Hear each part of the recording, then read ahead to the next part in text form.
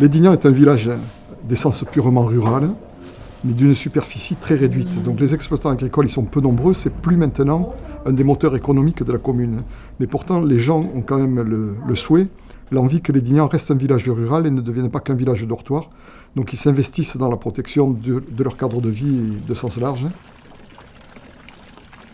Donc c'est uniquement la qualité de vie et la qualité des services qui sont proposés qui sont une des attractivités du village.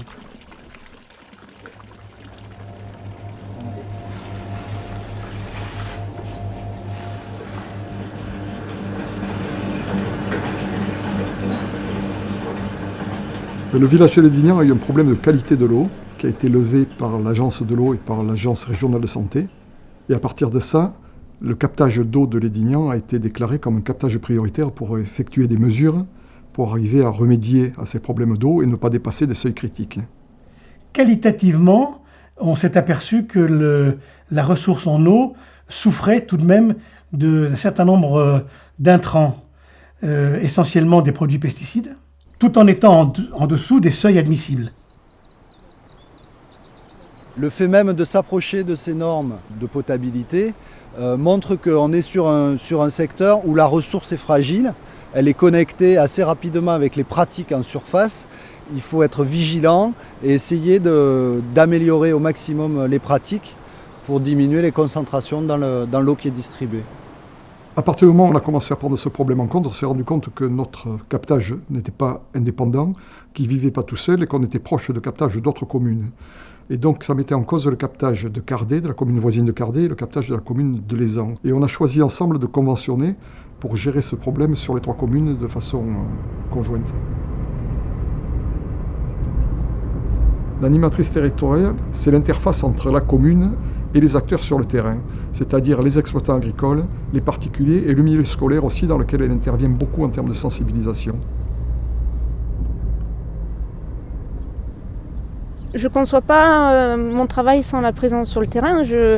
C'est l'intérêt d'être animateur territorial et de positionner un animateur territorial, c'est que ce n'est pas une réglementation qu'on applique bêtement. C'est vraiment quelqu'un qui est là et qui essaye de comprendre ce qui se passe et quelles sont les envies des agriculteurs, puisque c'est une démarche volontaire.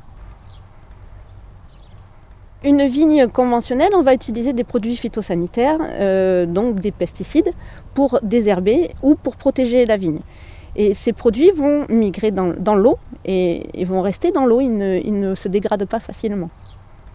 C'est la grosse différence entre les vignes conventionnelles et les vignes bio, il n'y a pas de produits phytosanitaires, donc on ne risque pas de les retrouver dans l'eau.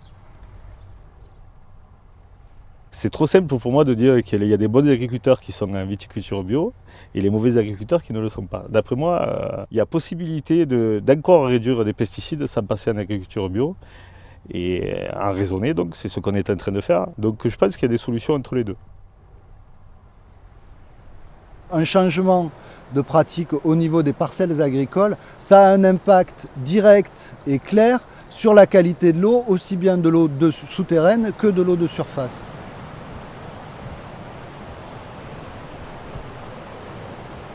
Les bénéficiaires, c'est l'agriculture elle-même qui finira par avoir une eau plus propre.